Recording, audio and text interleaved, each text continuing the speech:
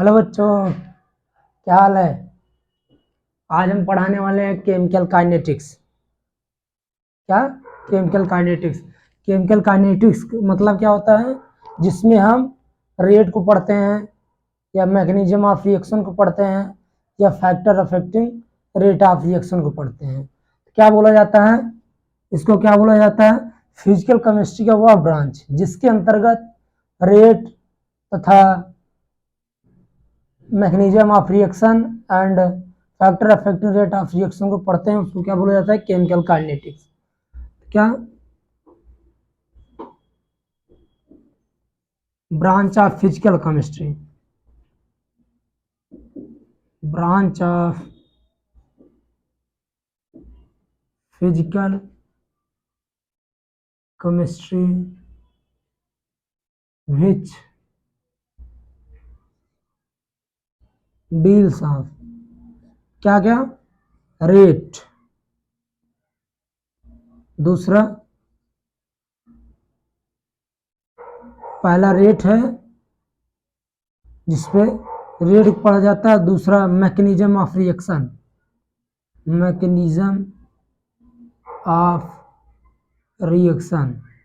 तीसरा factor affecting rate of reaction. क्या बोले कि केमिकल काइनेटिक्स फिजिकल केमिस्ट्री का वो ब्रांच है जिसके अंदर rate, mechanism of reaction, factor affecting rate of reaction को पढ़ा जाता है। रेट को ही हम क्या बोला जाता है? स्पीड बोला जाता है। रेट को ही क्या बोला जाता है? वेलोसिटी बोला जाता है। काइनेटिक्स फिजिक्स में काइनेमेटिक्स जैसे ही है, बट यहाँ काइनेटिक्स इसलिए लगाया गया कि यहाँ पर रिएक्शन के हम रेट को पढ़ते हैं, इसलिए यहाँ केमिकल काइनेटिक्स चैप्टर नाम रखा गया था। तो इसमें रेट, स्पीड, वेलोसिटी को, मैकेनिज्म ऑफ रिएक्शन, मतलब इसका मतलब क्या होता है मैकेनिज्म ऑफ रिएक्शन का? कि सिंगल स्टेप में प्रोसेस होता है कि डबल स्टेप में, मतलब सिंगल स्टेप में भी रिएक्शन मैकेनिज्म हो सकता है और डबल स्टेप में हो सकता है। Factor affecting rate of reaction, rate of reaction को कौन कौन से फैक्टर अफेक्ट कर सकते हैं, जैसे टेम्परेचर हुआ, कंसंट्रेशन हुआ, प्रेशर हुआ, ये सब कौन कम करने पे ज्यादा होगा, कौन बढ़ाने पे बढ़ता है, जो किसके घटाने से घटता है, ये सब क्या है? Factor affecting rate of reaction है। ठीक है। अब जैसे रेट होता क्या है, पहले ध्यान दो। एक चीज इसमें और पढ़ते हैं, जब भी कोई चीज पढ़ा जाता है पहले ध्यान दिया करो, कोई चीज क्यों होता है, रिएक्शन क्यों होता है और कहां तक होता है, और उसका मतलब पहले क्या होता है, क्यों होता है, कितने, कहां तक होता है और कितने रफ्तार से होता है। यही क्या है? 3 स्टेप पढ़ा है। क्यों होता है ये हम थर्मोकेमिस्ट्री में पढ़ेंगे, जैसे रिएक्शन क्यों होता है, कितने हद तक या कितने कहां तक हो सकता है रिएक्शन, ये हम इक्विलिब्रियम में पढ़ेंगे। और कितने रफ्तार से होता है केमिकल काइनेटिक्स पढ़ते हैं। तो रफ्तार को पढ़ना है कि वेलोसिटी क्या होगा रिएक्शन का, स्पीड क्या होगा या रेट क्या होगा, ये किसमें पढ़ेंगे हम? केमिकल काइनेटिक्स में। ठीक है। रिएक्शन जैसे आर, कोई आर है, ये क्या है? रिएक्टेंट है, प्रोडक्ट में बदल जाता है। रिएक्टेंट क्या हो जाता है? प्रोडक्ट में बदल जाता है। स्पीड के आधार पर, जैसे रेट, रेट या स्पीड, रेट या स्पीड के आधार पर, on the basis of speed या रेट के आधार पर रिएक्शन को 3 प्रकार में बांटा गया है। पहला वेरी फास्ट रिएक्शन, दूसरा वेरी स्लो रिएक्शन और तीसरा मॉडरेट रिएक्शन।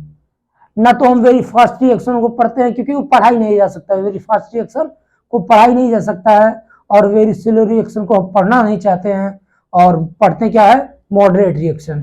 जैसे पहला क्या है? Very fast reaction, very fast reaction, ये कितने, जैसे 10⁻⁻15 टू 10⁻⁻18 सेकेंड में कंप्लीट हो जाता है। तो कितना कहाँ पढ़ पाएंगे हम लोग, इसको पढ़ ही नहीं पाते हैं। जैसे 0.00000015 फिर 1 लिखो, कहाँ इतना स्पीड में कहाँ पढ़ पाओगे, मतलब इसको हम कैन नॉट स्टडी, हम इसको पढ़ ही नहीं सकते हैं। और दूसरा जैसे इसका रिएक्शन होता है आयनिक आयनिक रिएक्शन आयनिक रिएक्शन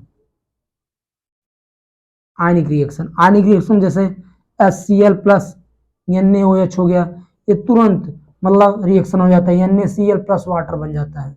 ये क्या है, स्ट्रॉन्ग एसिड है, ये क्या है, स्ट्रॉन्ग बेस है। ये क्या होता है, तुरंत रिएक्शन हो जाता है। आयनिक रिएक्शन कितने बहुत फास्ट होता है, इसलिए इसको पढ़ा नहीं जा सकता है। दूसरा कौन सा है, वेरी स्लो रिएक्शन, जिसको हम पढ़ना ही नहीं चाहते हैं। अरे वो पता ही नहीं होगा कि कितने कितनी इतनी स्लो होता है कि मतलब कौन इतना वेट करेगा, वेट करने में होता है ना क्या। दूसरा क्या है, very slow reaction very slow reaction. ये कितने समय में हो सकता है, मंथ डे में हो सकता है, मंथ में हो सकता है, ईयर में कंप्लीट होता है, कभी कभी साल लग जाते हैं इसे कंप्लीट हो। इसका एग्जांपल क्या है, rusting of iron rusting of iron. इसका एग्जांपल क्या है, लोहे में जंग का लगना, ये वेरी स्लो रिएक्शन है, इसको हम पढ़ना ही नहीं चाहते हैं। इसको वी कैन नॉट स्टडी, हम इसको पढ़ना ही नहीं चाहते हैं। इसको पढ़ना ही नहीं चाहते, उसको जो वेरी फास्ट होता है उसको पढ़ नहीं पाते हैं, बचता है। तो ये इसका एग्जांपल क्या है, रस्टिंग ऑफ आयरन होता है, ठीक है। और तीसरा होता है मॉडरेट रिएक्शन। मॉडरेट मतलब जिसको पढ़ा जा सकता हो, जो न कि बहुत तेज साथ हो, न हो बहुत स्लो हो।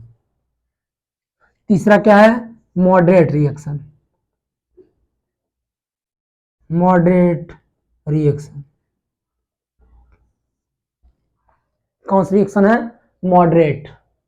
मॉडरेट रिएक्शन क्या होते हैं, ये मिनट में कंप्लीट हो सकते हैं, इसको कंप्लीट होने में मिनट लग सकता है, आवर लग सकता है, और सेकंड लग सकता है इसको कंप्लीट होने में। इसलिए इसको हम पढ़ सकते हैं और पढ़ा भी जा सकता है। इसलिए क्या होता है, केमिकल काइनेटिक्स में मॉडरेट रिएक्शन को हम पढ़ते हैं, ठीक है। ऐसे रिएक्शन क्या होते हैं, मॉलिक्यूलर रिएक्शन होते हैं। जो मॉलिक्यूलर रिएक्शन क्या होते हैं, जैसे A2 प्लस B2 है, A2 क्या बनाएगा, A2AB क्या बना, कैसे, A और A है प्लस B B है, ये क्या बना लिया, 2A और B। ये क्या हुआ, आपस में A टूट गया, A B भी टूट गया, A B टूट क्या बनाएगा, 2AB बॉन्ड बना लेता है, ठीक है। ये कौन से रिएक्शन होते हैं, मॉलिक्यूलर रिएक्शन। मॉडरेट रिएक्शन अधिकतर क्या होते हैं, मॉलिक्यूलर रिएक्शन होते हैं। कौन से रिएक्शन होते हैं, मॉलिक्यूलर रिएक्शन, ठीक है। कौन से रिएक्शन होते हैं, मॉलिक्यूलर रिएक्शन। पहले हम क्या बताएं कि मतलब फिजिकल केमिस्ट्री का वह ब्रांच जिसके अंदर रेट, स्पीड या वेलोसिटी ऑफ रिएक्शन को पढ़ा जाता है। दूसरा मैकेनिज्म ऑफ रिएक्शन को पढ़ा जाता है, मतलब ये सिंगल स्टेप प्रोसेस है या डबल स्टेप में हो सकता है। तीसरा factor affecting rate of constant rate of reaction को, जैसे कंसंट्रेशन भी होता है, टेम्परेचर हो सकता है, प्रेशर हो सकता है, कैटलिस्ट हो सकता है, ये सब क्या है, factor affecting the rate of reaction हो सकते हैं। स्पीड या रेट या वेलोसिटी के आधार पर रिएक्शन को 3 प्रकार में बांटा गया है। जैसे पहला वेरी फास्ट रिएक्शन, जो कि 10⁻14 टू 10⁻16 में भी कंप्लीट हो सकता है। इतने स्पीड वाले रिएक्शन को हम पढ़ ही नहीं पाते हैं। दूसरा होता है वेरी स्लो रिएक्शन, जैसे रस्टिंग ऑफ आयरन का लगना, जंग का लगना, इसको हम पढ़ना ही नहीं चाहते हैं क्योंकि बहुत समय टेकिंग प्रोसेस होता है। तीसरा होता है मॉडरेट रिएक्शन। मॉडरेट रिएक्शन एक प्रकार की मॉलिक्यूलर रिएक्शन होता है। ये क्या होता है, मिनट, आवर या डेज में कंप्लीट होता है। जबकि वेरी स्लो रिएक्शन दिन लग सकता है, कुछ दिन लग सकता है, कुछ महीने भी लग सकता है, कभी कभी साल भी लग जाता है, ठीक है। इसलिए उसको हम पढ़ना नहीं चाहते हैं, ठीक है। इतना लिख लो, फिर बताते हैं।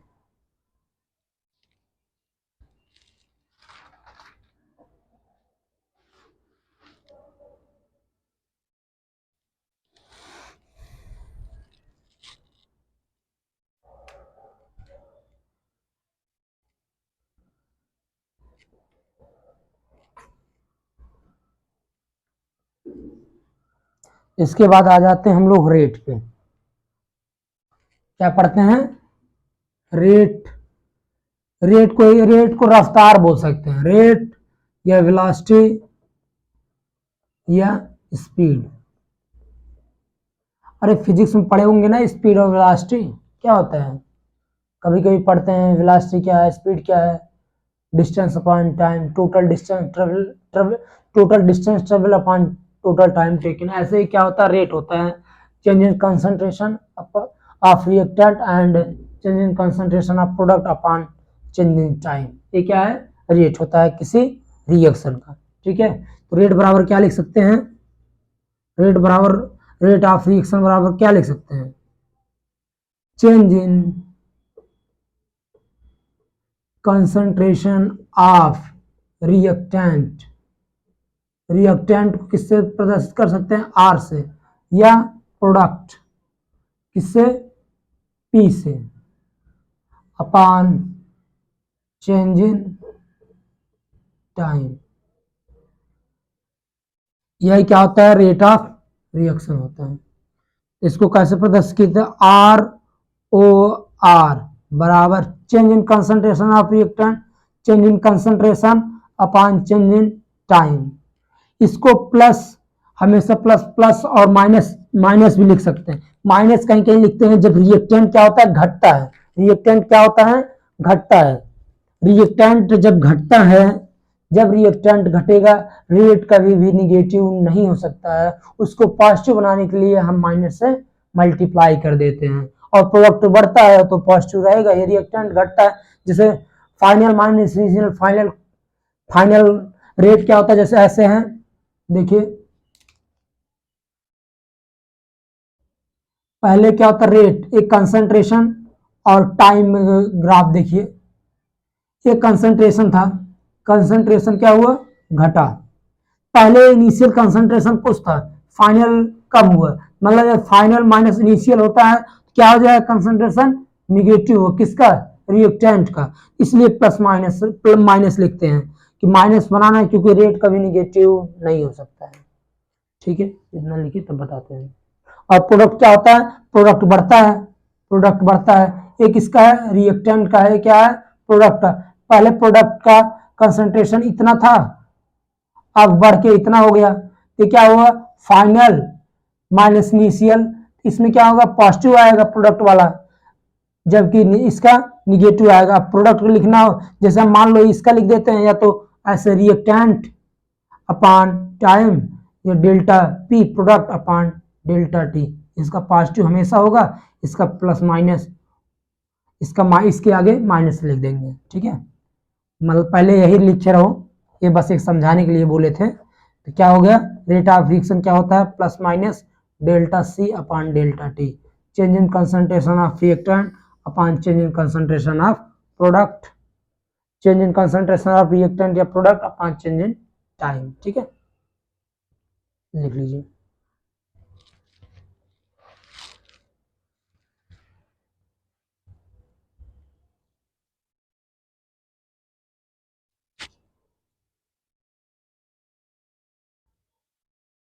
और एक चीज है, जैसे यहाँ प्रेशर भी लिख सकते हैं, क्या क्या लिख सकते हैं, जैसे रेट ऑफ रिएक्शन क्या लिख सकते हैं, रेट को क्या क्या लिख सकते हैं, change in concentration upon change in time plus minus, और इसी को मोल भी लिख सकता, मोल भी लिखा जा सकता है, delta n by delta t. N को क्या लिख सकते हैं, मोल बराबर plus minus delta p, pressure भी लिखा जा सकता है, चेंज इन। ये किसी भी चीज को निकाला जा सकता है, हम क्या, किसी भी कोई भी चीज दिया हो, जैसे प्रेशर दिया हो, उससे भी हम रेट निकाल सकते हैं। कंसंट मोल दिया है तब भी निकाल सकते हैं, मोल दिया है तब भी निकाल सकते हैं, कंसंट्रेशन दिया है तब भी हम रेट ऑफ रिएक्शन को निकाल सकते हैं। ठीक है, नहीं लिख,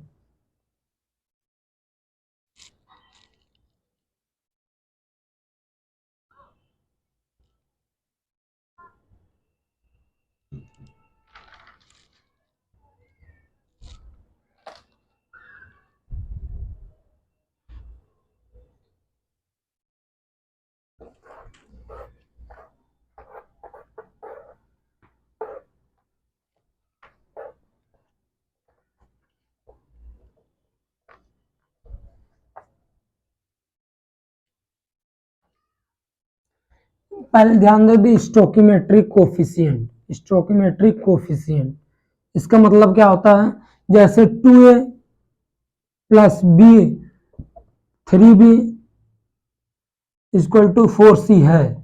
मतलब इसका कहने का मतलब क्या है, ए का 2 मोल, क्या ए का 2 मोल और बी का 3 मोल मिलाने पर क्या ए का मोल 2 मोल आएगा और बी का 3 मोल आएगा, तो सी का 4 मोल बनेगा।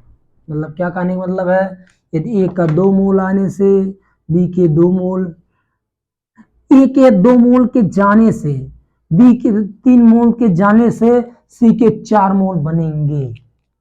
ठीक है, ये क्या है, स्टोइकियोमेट्रिक कोएफिशिएंट को क्या लिख सकते हो, मोल, मोल के टर्म में। क्या ए के 2 मोल के जाने से बी के 3 मोल के जाने से सी के 4 मोल आएंगे। मतलब जाने के से आएंगे, मतलब जितने जाएंगे उतने आएंगे। मतलब ए के 2 मोल के जाने से और बी के 3 मोल के जाने से सी के 4 मोल बनते हैं।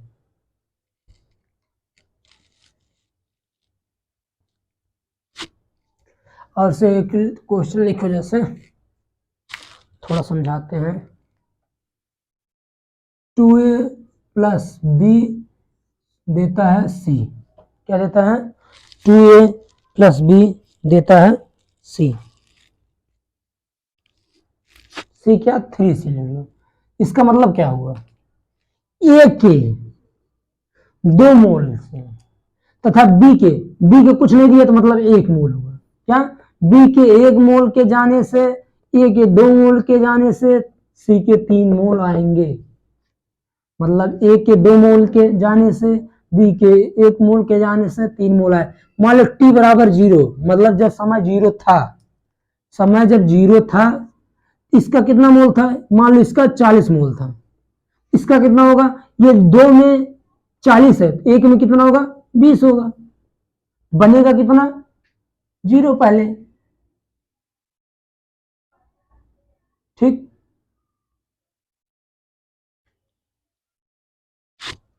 अब जैसे t बराबर 10 सेकंड मान लो, t बराबर 10 सेकंड, तो देखो ये क्या है, ये 1 मोल के रिस्पेक्ट में है और ये 2 मोल के रिस्पेक्ट में है।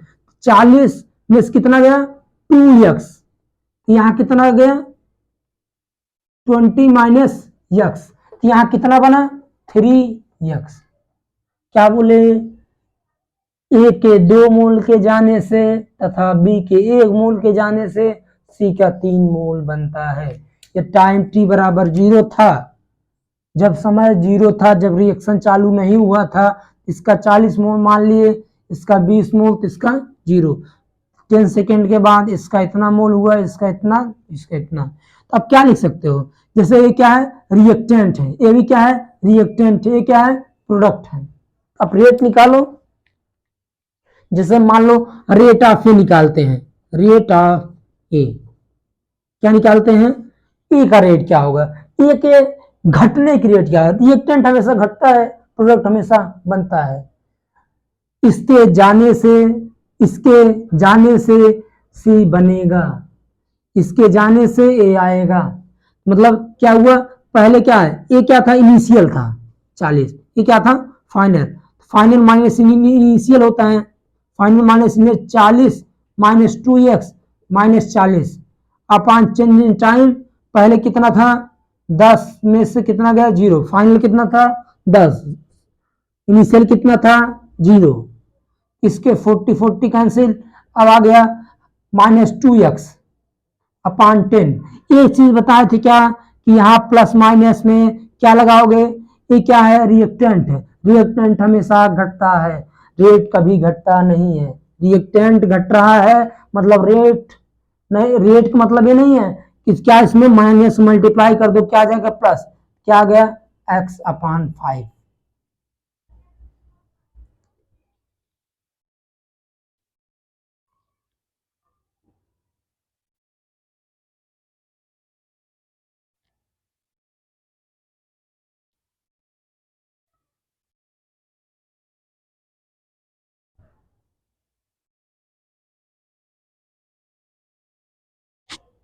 अब इसका x को मान निकाल लो, चाहे इसको पूरा टोटल जोड़ के बराबर कर दो।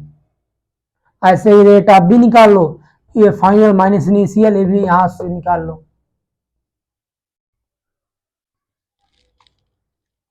तो क्या हमेशा पॉजिटिव, एक पॉजिटिव आएगा, रेट कभी भी निगेटिव नहीं हो सकता है। क्या लिख सकते हैं, rate can not be negative,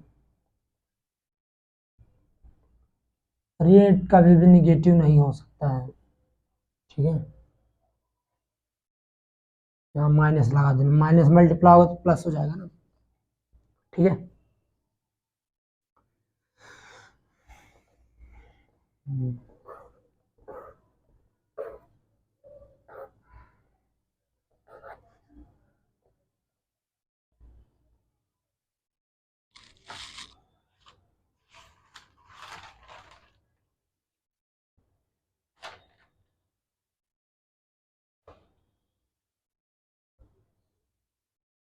अब क्या पढ़ेंगे, कैलकुलेशन ऑफ रेट।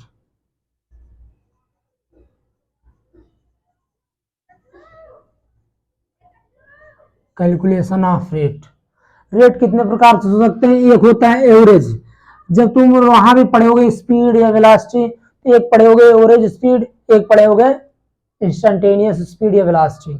ऐसे ही क्या होता है, जब भी रेट ज्ञात किया जाता है, जब भी रेट को फाइंड किया जाता है, तो एक एवरेज रेट आ सकता है और एक इंस्टेंटेनियस रेट। एवरेज रेट क्या होता है, किसी टाइम इंटरवल में जितना होता है उसको क्या बोला जाता है, एवरेज रेट। और इंस्टेंटेनियस रेट क्या होता है, जो किसी इंस्टेंट पे ज्ञात किया जाता है, जो किसी इंस्टेंट फाइंड आउट किया जाता है उसको क्या बोला जाता है, इंस्टेंटेनियस रेट ऑफ रिएक्शन। तो क्या हो गया, एक होता है एवरेज रेट, एवरेज, एक होता है एवरेज रेट और एक होता है instantaneous rate. Instantaneous rate, average को हम डेल्टा से प्रदर्शित करते हैं। डेल्टा आर रेट मतलब यह क्या होता है, डी आर होता है, मतलब स्मॉल, किसी स्टैंड पे, और क्या थोड़ा चेंज, थोड़ा बड़ी चेंज, तो क्या होता है एवरेज रेट, और क्या होता है इंस्टेंटेनियस रेट। ठीक है, जैसे आप देख लो एवरेज रेट, एवरेज रेट देख लो। जैसे क्या हुआ, एक कहीं से, जहां से तुम हो, जैसे तुम्हें पूछा गया तुम कहीं भी जाते हो, मान लो ये तुम्हारा पॉइंट था, ए से बी पॉइंट था, और तुम्हें पूछा गया भैया तुम्हारा दूरी, तुम ए से चले, तुम ए से चले बी, इसकी दूरी 200 किलोमीटर थी। कितना था, ए से बी जाने में पॉइंट पे 200 किलोमीटर था, और तुम्हारा स्पीड जो था या रेट था, जो वेलोसिटी था तुम्हारा, वो 5 किलोमीटर, 5 किलोमीटर तुम्हारा स्पीड कितना था, मान लो कुछ भी, ये क्या थी, दूरी था। समय कितना लगा तुम्हें चलने में, 2 घंटा मान लो, कितना लगा, 2 घंटा। तो क्या लिखा होगा, तो रेट बराबर क्या हो जाएगा, या एवरेज, एवरेज वेलोसिटी क्या हो जाएगा, एवरेज वेलोसिटी, कितना दूरी तय किए तुम और कितने समय में तय किए, इस पे क्या निकल जाएगा, स्पीड कितना, 100 किलोमीटर पर आवर। मतलब तुम 1 घंटे में तुम्हारा एवरेज स्पीड 100 था, ऐसा नहीं था तुम हर घंटे 100 किलोमीटर पर सेकेंड से चल रहे थे, हर घंटे तुम 100 किलोमीटर पर आवर से चल रहे थे, तुम्हारा स्पीड हर जगह 100 किलोमीटर नहीं था। मतलब ये क्या है, एवरेज, एक मान लिया जाता है कि नहीं, हाँ तुम लगभग इतने स्पीड से चले हुए होगे तो फिर इतना पाए होगे। ठीक है, और एक होता है स्टैंड, किसी स्टैंड पे, जैसे डेल्टा टी टेंडेंस 0, ये स्टैंड पे, जैसे तुम्हें चलने में बोला तो 200 किलोमीटर चल रहे थे, तुम इतना बचे, इतने सेकंड में कितने स्पीड से चल रहे थे, कितना किलोमीटर पर आवर चल रहे थे, तो क्या बता सकता है, इंस्टेंटेनियस बता देता है। ठीक है,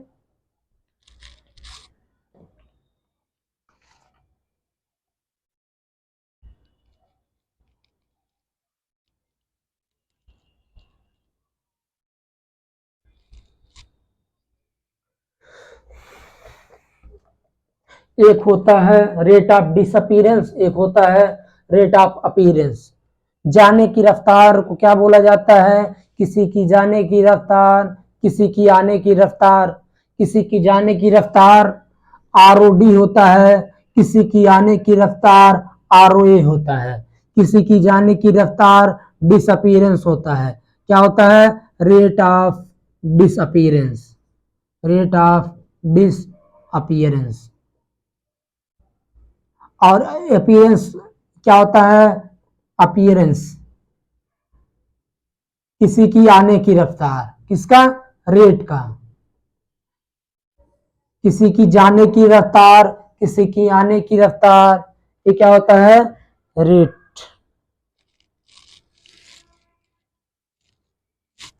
रेट ऑफ अपीयरेंस होता है, इसको ROA से प्रदर्शित किया जाता है, इसको ROD से। रेट ऑफ डिसअपीयरेंस जाने की रफ्तार है, ये मतलब आने की रफ्तार है। ठीक है, अभी जब रिएक्शन का मतलब प्रदर्शित उसको करेंगे रिप्रेजेंट, तो बताएंगे। एवरेज रेट जैसे निकाल लो, एवरेज एवरेज कंसंट्रेशन, जैसे कंसंट्रेशन था और टाइम के बीच में ग्राफ, जब ये ऐसे था, ये घट रहा था, इनिशियल इतना था, यहाँ पे इनिशियल कुछ था, फाइनल कुछ था। जब फाइनल हुआ, मान लो कंसंट्रेशन यहाँ C2 हुआ, यहाँ C1 हुआ, यहाँ पर टाइम C1 पे T1 था, यहाँ पर टाइम T2 था, तो इसका हम क्या निकालें? रेट निकालें। तो क्या होता है? Final concentration minus initial concentration upon final time minus initial time. इसके पीछे आगे क्या लगा दोगे? माइनस। क्यों? क्योंकि रेट कभी निगेटिव नहीं हो सकता है। कोई क्वेश्चन दे दे, मान लो यहाँ कंसंट्रेशन कुछ मोल पर सेकंड दे दिया, यहाँ कुछ मोल दे दिया, यहाँ समय कुछ दे दिया, यहाँ समय दे दिया, रेट पूछ लिया, कौन सा रेट होगा? एवरेज रेट होगा। कौन सा रेट होगा? एवरेज रेट होगा। तो क्या होगा? एवरेज रेट आप निकाल सकते हैं इससे।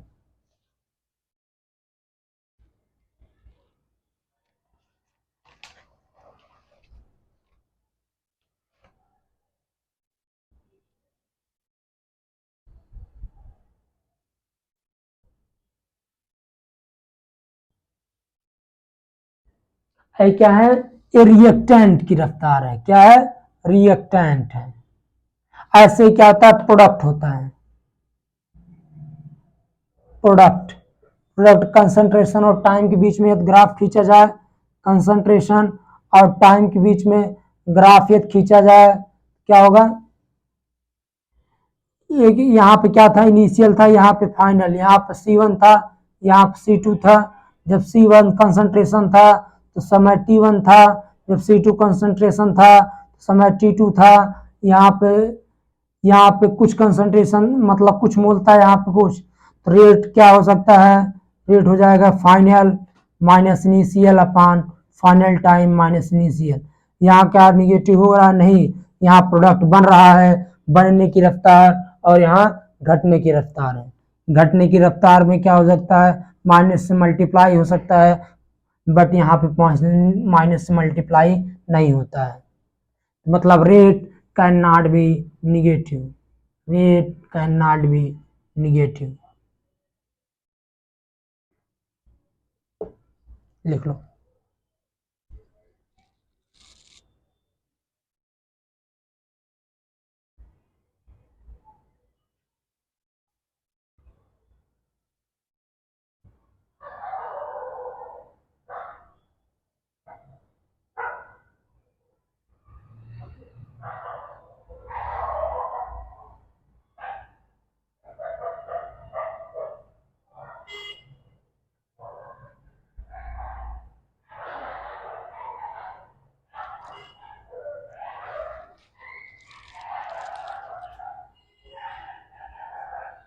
लिख लिए?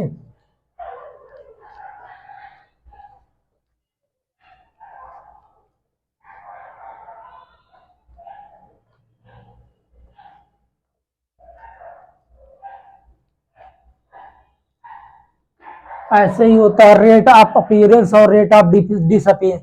रेट ऑफ डिसअपीयरेंस क्या होता है?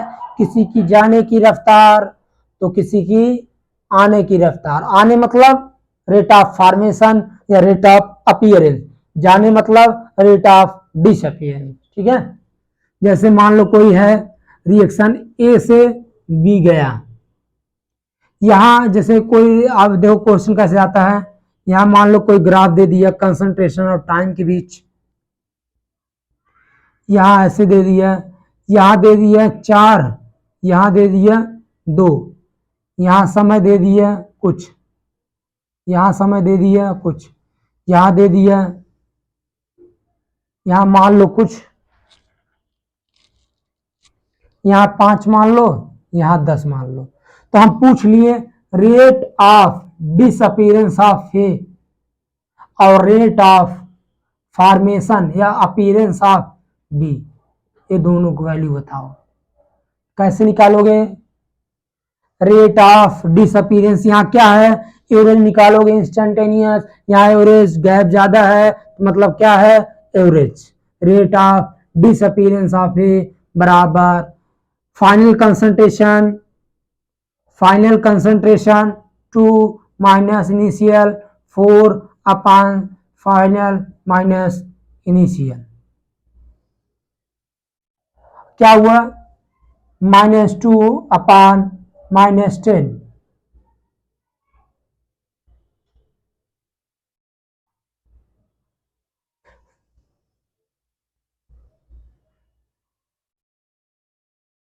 फाइनल यहाँ पे 10 है ना, यहाँ पे 10 - 5 है, यहाँ पे 5 हो जाएगा। तो रेट ऑफ डिसअपीयरेंस है, रेट का रिएक्टेंट का है, तो यहाँ क्या हो जाएगा, माइनस लगा दो, माइनस माइनस प्लस हो जाएगा, 0.4 मीटर पर सेकेंड। ये क्या है, घटने की रफ्तार है। और ये रेट ऑफ अपीयरेंस है, होता है बी का, तो देखो स्टोकियोमेट्री यहाँ भी 1 है तो यहाँ भी 1 है, तो मतलब जितना जाएगा उतना बनेगा। यहाँ कितना आ जाएगा, +0.4 मीटर पर सेकेंड। यदि स्टोकियोमेट्री सेम हो तो रेट ऑफ डिस